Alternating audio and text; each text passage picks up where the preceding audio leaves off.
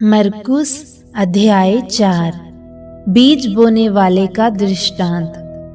और वह फिर समुद्र के किनारे उपदेश देने लगा, और ऐसी बड़ी भीड़ उसके पास इकट्ठी हो गई कि वह समुद्र में एक नाव पर चढ़कर बैठ गया, और सारी भीड़ भूमि पर समुद्र के किनारे खड़ी रही।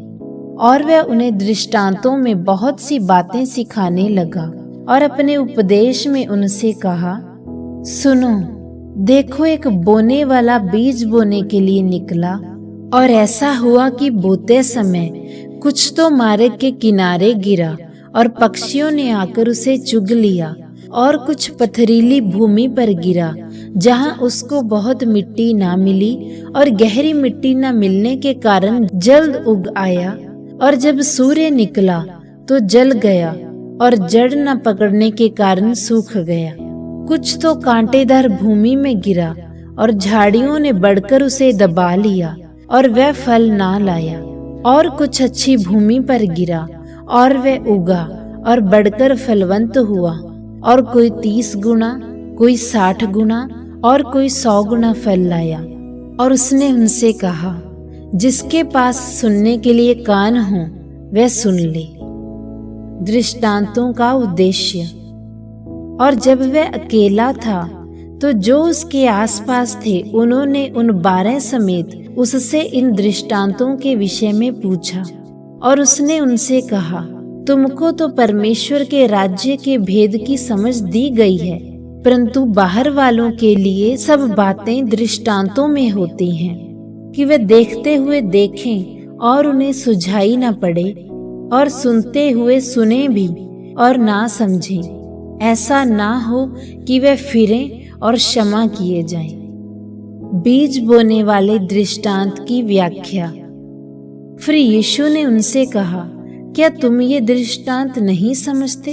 तो फिर और सब दृष्टांतों को कैसे समझोगे? बोने वाला वचन बोता है जो मार्ग के किनारे के हैं, जहाँ वचन बोया जाता है। ये वे हैं कि जब उन्होंने सुना तो शैतान तुरंत आकर वचन को जो उनमें बोया गया था उठा ले जाता है। और वैसे ही वे जो पथरीली भूमि पर बोए जाते हैं, ये वे हैं कि जो वचन को सुनकर तुरंत आनंद से ग्रहण कर लेते हैं, और अपने भीतर जड़ न रखने के कारण वे थोड़े ही दिनों के लिए रहते हैं। इसके बाद जब वचन के कारण उन पर कलेश या सताव आता है तो वे तुरंत ठोकर खाते हैं। और वे जो कांटेदार भूमि में बोए गए हैं, ये वे हैं जिन्होंने वचन सुना, और संसार की चिंता और धन का धोखा और अन्य वस्तुओं का लोभ उनमें समाकर वचन को दबा देता है, और वह निष्फल रह जाता है। और वे जो अच्छी भूमि में बोए गए, ये वे हैं जो वचन सुनकर ग्रहण करते और फल लाते हैं, कोई 30 गुना, कोई 60 गुना, और कोई 100 गुना। दीपक का दृष्टांत। और यीशु ने उनसे कहा, क्या दीपक को इसीलिए लाते हैं कि पैमाने या खाट के नीचे रखा जाए? क्या इसीलिए नहीं कि दीवट पर रखा जाए? क्योंकि कोई वस्तु छिपी नहीं जिसे प्रकट ना किया जाए, और ना कुछ गुप्त है, पर इसीलिए है कि प्रकट हो जाए। यदि किसी के सुनने के कान हों तो वह सुन ले। फिर उसने उनसे कहा, जो तुम सुनते हो उस पर ध्यान दो। जिस नाप से तुम नापते हो उसी से तुम्हारे लिए भी नापा जाएगा, और तुमको जो सुनते हैं अधिक दिया जाएगा।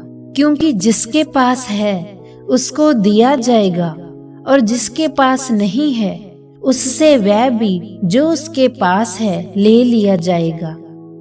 उगने वाले बीज का दृष्टांत। फिर यीशु ने कहा, परमेश्वर का राज्य ऐसा है जैसा कोई मनुष्य भूमि पर बीज छींटे, और रात को सोए और दिन को जागे, और वह बीज ऐसे उगे और बढ़े कि वह ना जाने। और वह बीज ऐसे उगे और बढ़े कि वह ना जाने, क्योंकि पृथ्वी आप से फल लाती है, पहले अंकुर, तब बाल, और तब बालों में तैयार दाना। परंतु जब दाना पक जाता है तब वह तुरंत हंसियां लगाता है क्योंकि कटनी आ पहुंची है। राई के दाने का दृष्टांत।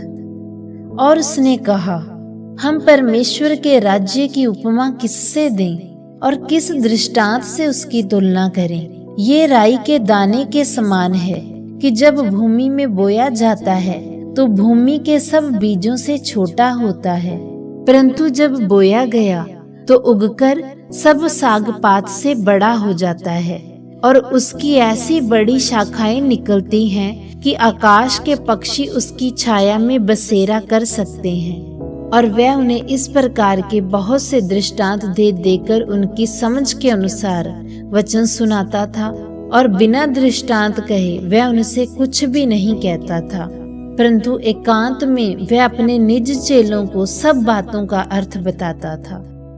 आंधी को शांत करना।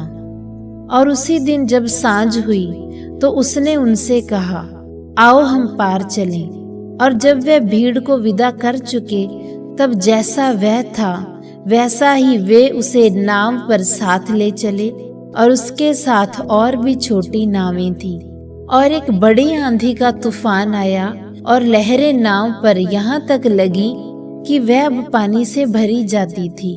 और यीशु आप नाव के पिछले भाग में गद्दी पर सो रहा था। तब उन्होंने उसे जगाकर उससे कहा, हे गुरु, क्या तुझे चिंता नहीं कि हम नाश हुए जाते हैं? और वह उठा और आंधी को डांटा और समुद्र से कहा, शांत रह और थम जा। और आंधी थम गई और बड़ी शांति छा गई। और यीशु ने उनसे कहा, तुम इतने डरे हुए हो, क्या तुम में अब तक विश्वास नहीं? और वे बहुत ही डर गए और एक दूसरे से बोले, ये कौन है कि आंधी और पानी भी इसकी आज्ञा मानते हैं।